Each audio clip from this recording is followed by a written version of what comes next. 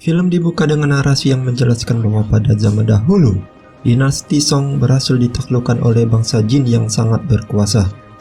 Bangsa Jin terkenal arogan dan haus kekuasaan, sampai akhirnya mereka mendapatkan perlawanan dari bangsa Mongol yang dipimpin oleh Khan.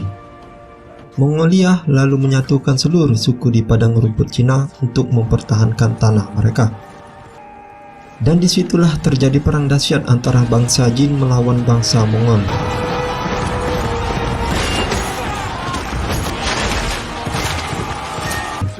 Dalam peperangan itu, bangsa Mongol terlihat unggul karena prajuritnya jago dalam memanah. Karena banyak yang gugur, pasukan dinasti Jin pun akhirnya memilih untuk mundur.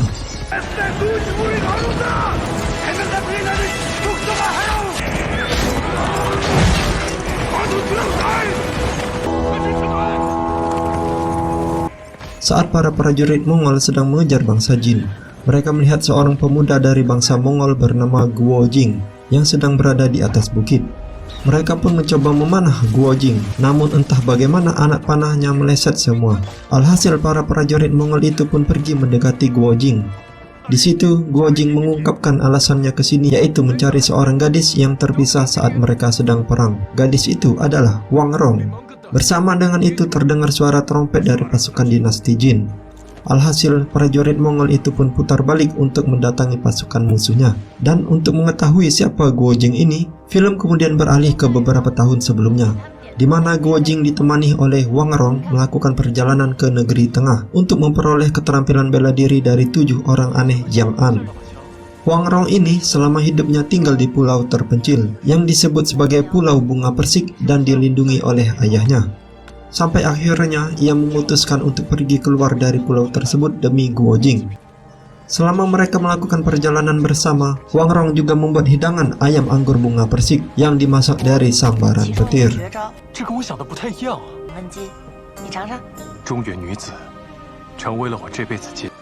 Pada suatu hari, Guo Jing menghadap ke 7 guru Jiang'an, sedangkan Wang Rong menunggunya di luar.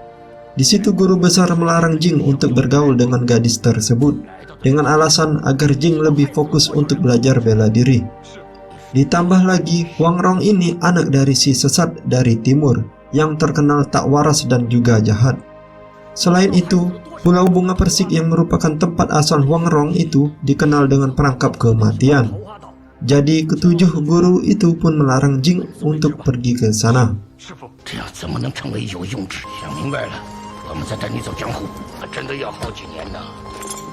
Setelah 7 guru itu pergi, Wang Rong mengejek mereka karena ilmu yang didapat Jing masih belum apa-apa.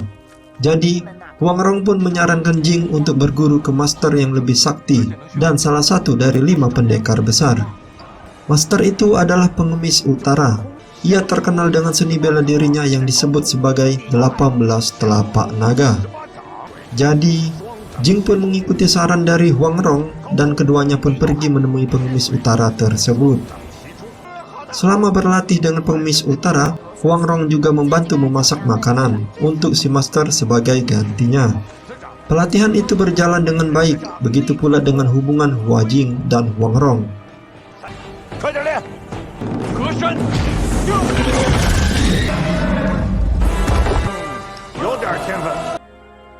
Jing juga berjanji akan mengajak Wang Rong ke padang rumput, tempat yang penuh keindahan.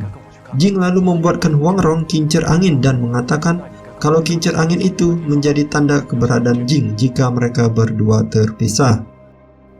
Dan karena keduanya semakin dekat, Jing pun mengabaikan peringatan dari sang guru besar dan pergi bersama Wang Rong ke Pulau Bunga Persik.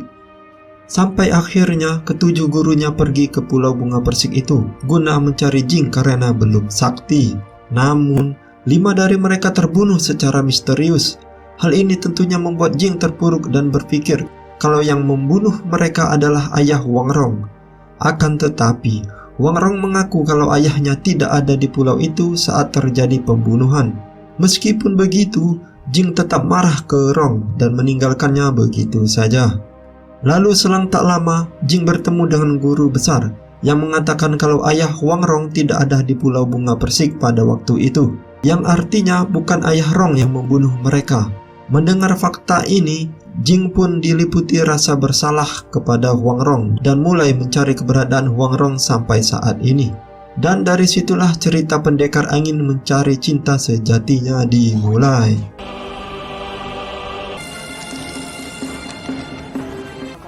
Sementara itu, di sisi lain, Huang Rong ternyata juga sedang mencari Jing kemana-mana.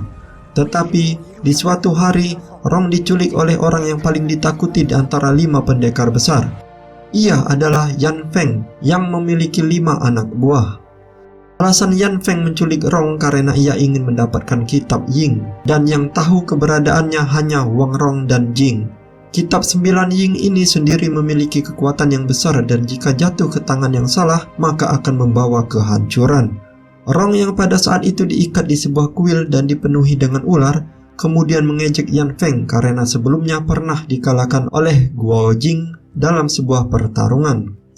Tak cuma itu, Rong juga mengaku kalau ia sudah menghafalkan seluruh isi kitab 9 Ying.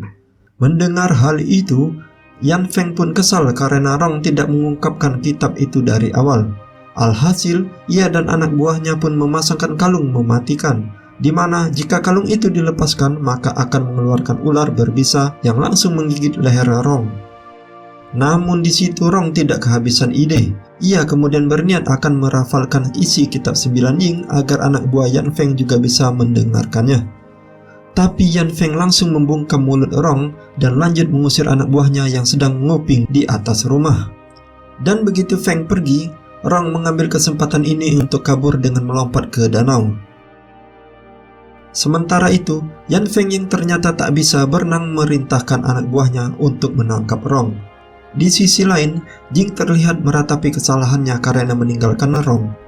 Lalu, saat ia sedang beristirahat di tepi sungai, Jing mendengar seorang pria sedang berbicara kepada kelompok orang Mongol.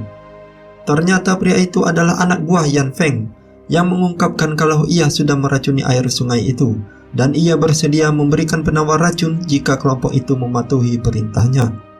Di saat itu juga, Jing melihat saudara angkatnya yaitu Louis berada di antara kelompok tersebut. Alhasil, Jing pun turun tangan untuk melawan anak buah Yan Feng itu.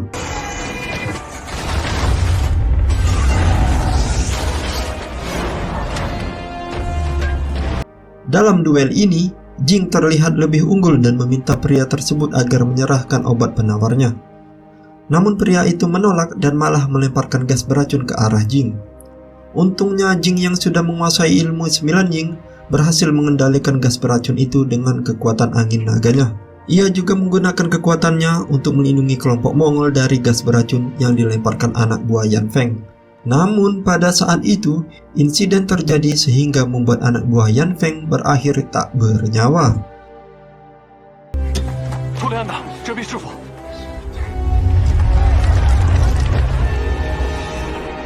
Di samping itu, Huang Rong mencoba kabur dari Yan Feng dan anak buahnya dan lari di tengah perkotaan. Di waktu yang sama, pasukan dinasti Jin juga muncul untuk menegur para anak buah Yan Feng yang membuat kekacauan di kota. Namun, Yan Feng yang tidak suka ditegur malah menyerang mereka.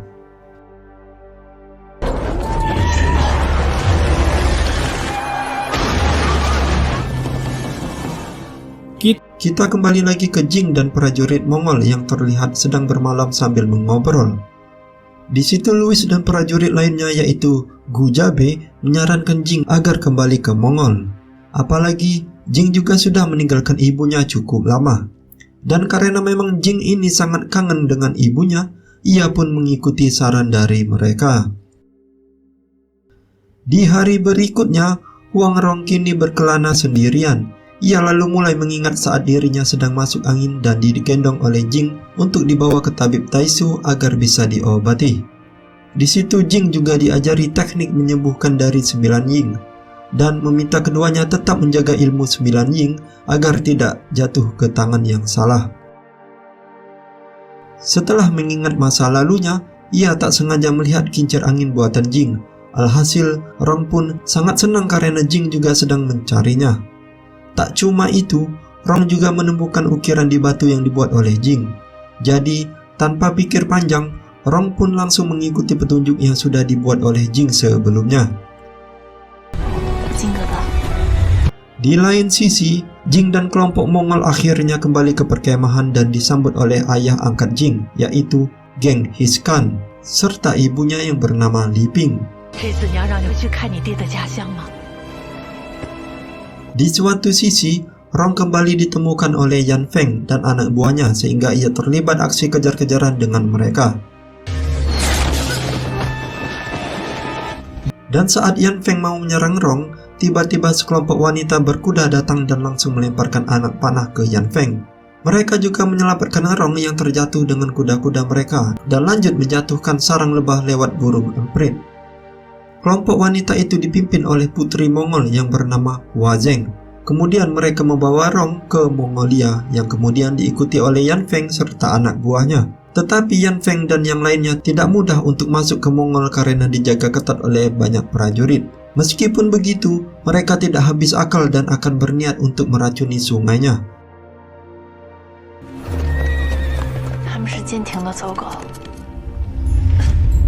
Sementara itu, Hua Zheng mengobati luka-luka Rong dan juga melepaskan kalung di leher Rong yang di dalamnya ada ular beracun. Bersamaan dengan itu, Zheng diberitahu oleh pelayannya kalau orang yang ia tunggu-tunggu kini akhirnya datang. Rong yang penasaran pun bertanya siapa yang dimaksud.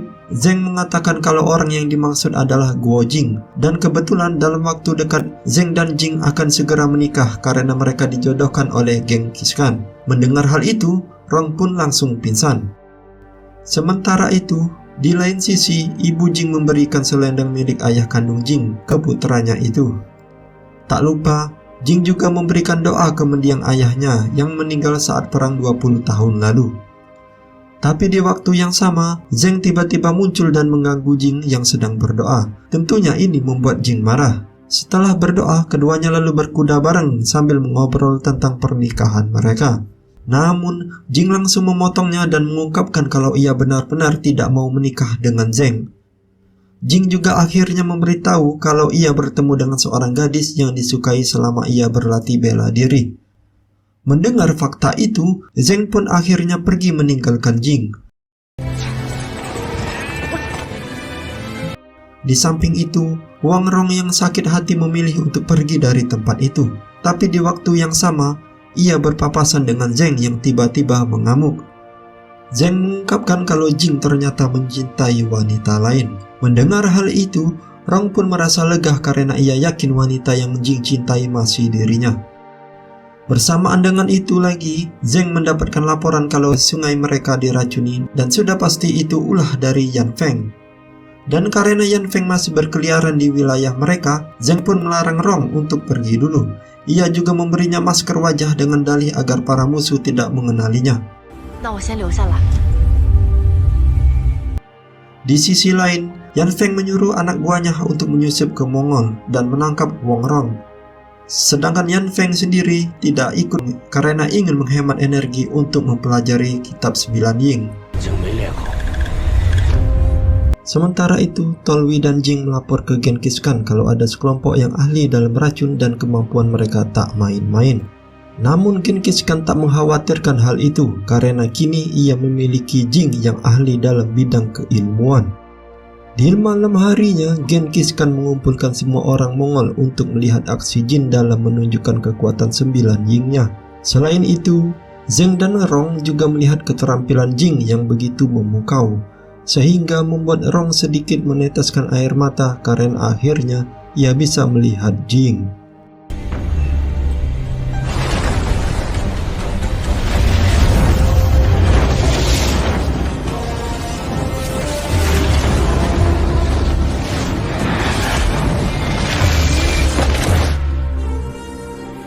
Tak lama kemudian, Genghis Khan mendapat kabar kalau ada beberapa prajurit yang tewas akibat dibunuh, yang artinya kelompok Yan Feng sudah berhasil menyusup ke dalam kemah. Jadi, Khan pun menyuruh prajuritnya untuk memulai persiapan dan melakukan pelatihan besok. Di keesokan harinya, para prajurit Mongol berkumpul untuk melakukan pelatihan perang.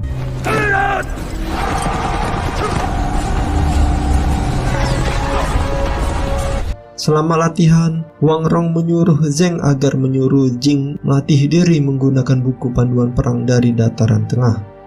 Dan cara itu mungkin bisa membantu mereka dalam taktik perang. Bersamaan dengan itu, 100 orang dari klan pengemis datang untuk menanyakan ke Jing tentang keberadaan ketua mereka, yang ternyata adalah Huang Rong. Dan karena mereka datang jauh-jauh, jadi mau tak mau Jing pun menampung mereka di Mongol.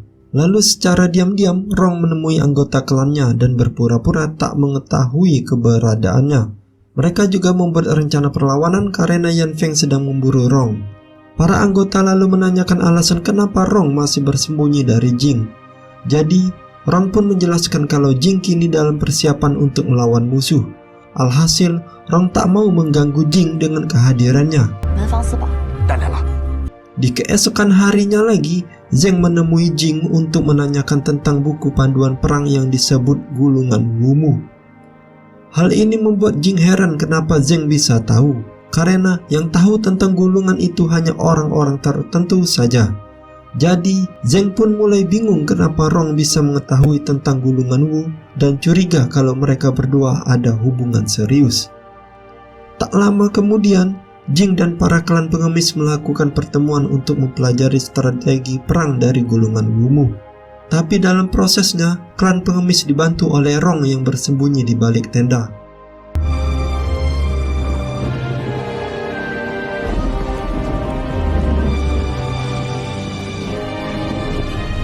Setelah rapat selesai, Zheng menemui Rong karena sadar kalau gadis yang membuat Jing jatuh cinta ternyata adalah Huang Rong. Alhasil, Zheng pun mengajak Rong untuk duel.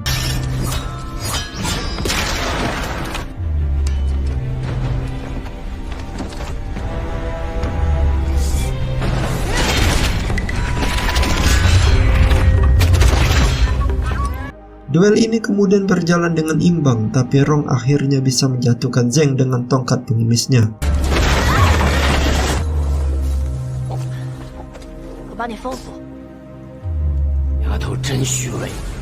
Bersamaan dengan itu, Yan Feng muncul untuk menyergap Rong, tapi untungnya Rong bisa lolos dan Yan Feng mengubah sasarannya dengan menyandra Zheng.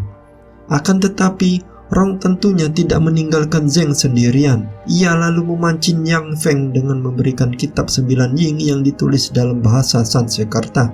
Kemudian saat Yan Feng lebih tertarik dengan kitab itu, Rong pun langsung membawa Zheng pergi dari tempat tersebut. Setelah itu, Rong lalu mengungkapkan kalau kitab tadi sudah ia tulis ulang secara acak untuk menipu Yan Feng. Selain itu, Rong juga berniat untuk meninggalkan kamp Mongol bersama klan pengemisnya. Di saat itu, Guo Jing kini lebih sering melamun memikirkan Huang Rong. Jadi, sang ibu pun menyarankan Jing agar pergi mencari keberadaan gadis yang dicintainya itu. Alhasil, Guo Jing pun memutuskan untuk pergi lagi ke daratan tengah untuk mencari Huang Rong dan meminta izin kepada Genghis Khan.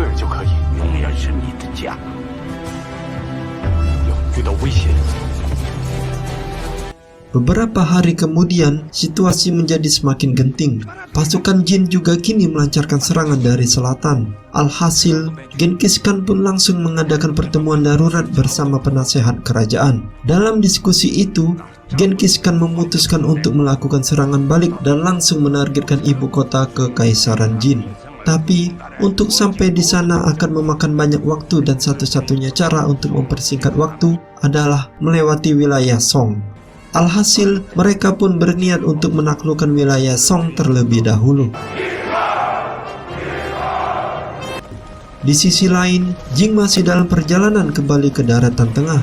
Tapi saat ia beristirahat di warung, ia tidak sengaja melihat sekelompok prajurit berbondong-bondong menuju suatu wilayah.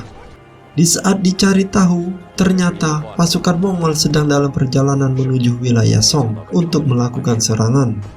Mengetahui hal ini, Jin pun langsung bergegas kembali ke Mongol untuk menghentikan rencana tersebut. Hal itu karena wilayah Song ternyata adalah tempat kelahirannya. Saat melihat Jing kembali ke camp, Genghis Khan lalu menunjuk Jing untuk memimpin invasi tersebut. Tapi tentunya Guo Jing menolak keras karena walaupun ia dibesarkan di Mongol, tapi wilayah Song tetaplah tanah kelahirannya. Mendengar hal itu, Genghis Khan pun marah besar dan memutuskan untuk menghukum mati Jing.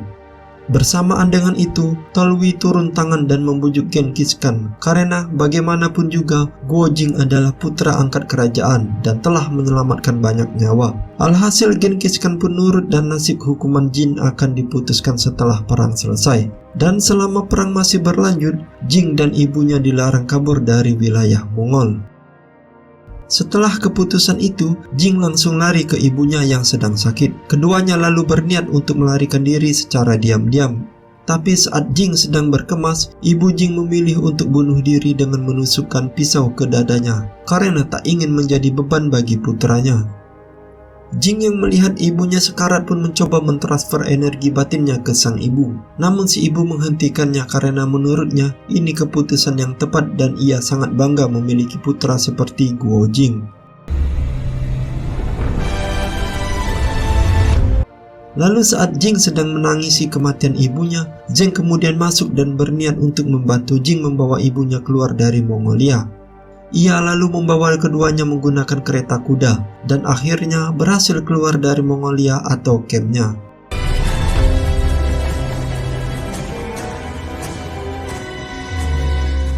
Sesampainya di tempat yang aman, Zheng kemudian berpisah dengan Jing.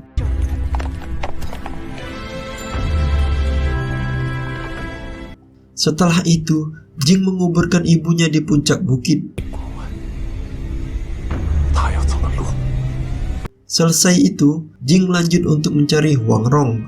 Ia lalu berjalan menyusuri kota, hingga Jing melihat ada warung yang bertuliskan menu ayam anggur bunga persik, di mana hidangan ini yang sering Rong buat untuk Jing.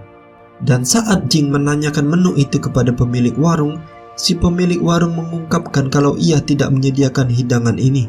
Akan tetapi ada seorang gadis yang rela membayar sejumlah uang untuk menyuruhnya memasang tulisan itu. Guo Jing pun sadar kalau itu adalah petunjuk dari Huang Rong. Setelah itu, Jing pergi ke bukit dengan keadaan hujan deras. Disitulah ia menancapkan tombak di tanah dengan tujuan agar Rong bisa melihatnya saat petir menyambar.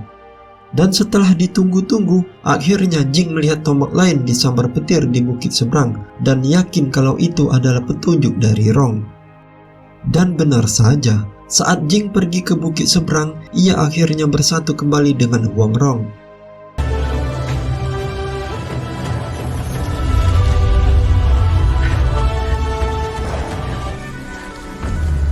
Keesokan harinya, tepat di hari peperangan, Huang Rong dan Jing pergi ke kota. Tetapi karena banyak sekali penduduk yang datang, jadi keduanya pun berbohong ke penjaga kalau mereka seumur-umur belum pernah melihat orang Mongol. Dan kali ini, mereka ingin melihat bentuk orang Mongol. Alhasil keduanya pun diizinkan untuk duduk di puncak menara, sehingga mereka bisa melihat jalannya pertempuran. Lalu dari kejauhan, pasukan Genghis Khan terlihat mendekat ke perbatasan kota Song.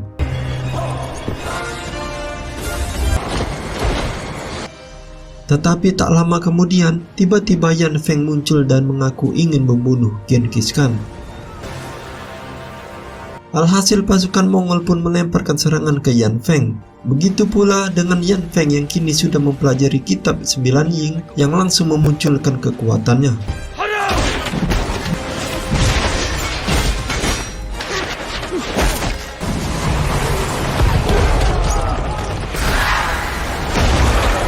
Tetapi karena kitab yang diberikan sudah diacak oleh Rong, alhasil energi yang dihasilkan pun menjadi bumerang bagi Yan Feng, di mana energi itu merusak pikiran Yan Feng hingga tampaknya seperti orang gila. Meskipun begitu, Yan Feng masih saja kuat untuk menghancurkan barisan Mongol dengan kekuatan brutalnya.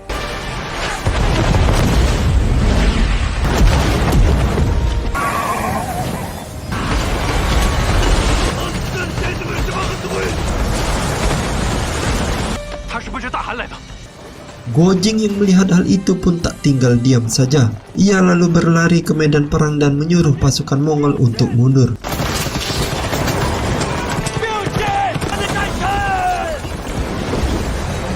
Kemudian saat Yan Feng melemparkan serangan ke arah Genghis Khan, Jin berhasil menangkisnya tepat waktu dan melemparkan balik serangan tersebut hingga terjadi ledakan yang cukup besar.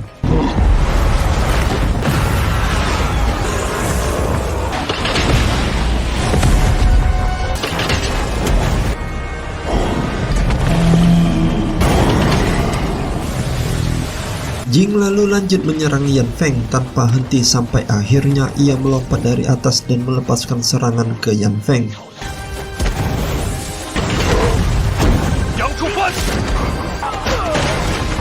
Namun Yan Feng masih saja bangkit dan kembali mengincar Jing hingga menjatuhkan kayu besar yang menimpa Jing.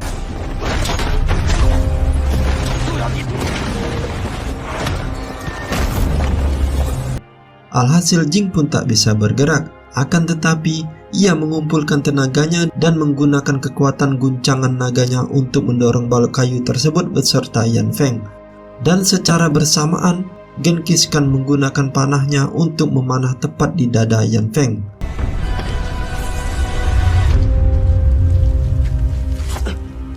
Meskipun kini Yan Feng terluka parah, namun ia masih bisa menggunakan kekuatannya untuk menyerang Jing lagi.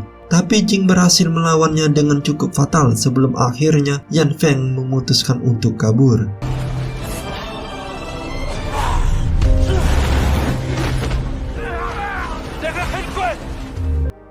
Setelah kejadian itu, pasukan Jin menggunakan kesempatan ini untuk menyerang pasukan Mongol.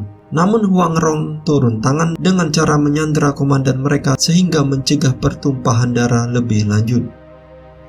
Tak hanya itu saja, Rong dan Jing juga nekat berdiri di tengah-tengah dua pasukan yang sedang memanas untuk menghentikan peperangan. Melihat hal itu, Genghis Khan pun keluar dari jajarannya dan menanyakan alasan kepada Jing kenapa pasukan Mongol tak boleh menyerang Song. Guo Jing pun menjawab kalau peperangan bukanlah penyelesaian masalah yang tepat dan pahlawan sejati bukan hanya tentang ditaklukkan maupun menaklukkan wilayah, melainkan melindungi orang-orang dengan belas kasih sayang. Karena jika mereka mementingkan tentang penaklukan wilayah maupun perebutan kekuasaan, maka kedepannya bangsa Mongol juga akan mengalami hal itu. Dan Jing tidak mau bangsa Mongol hancur karena masalah perebutan kekuasaan. Mendengar ceramah dari Guo Jing, Genghis Khan pun tergerak hatinya dan memerintahkan pasukannya untuk mundur.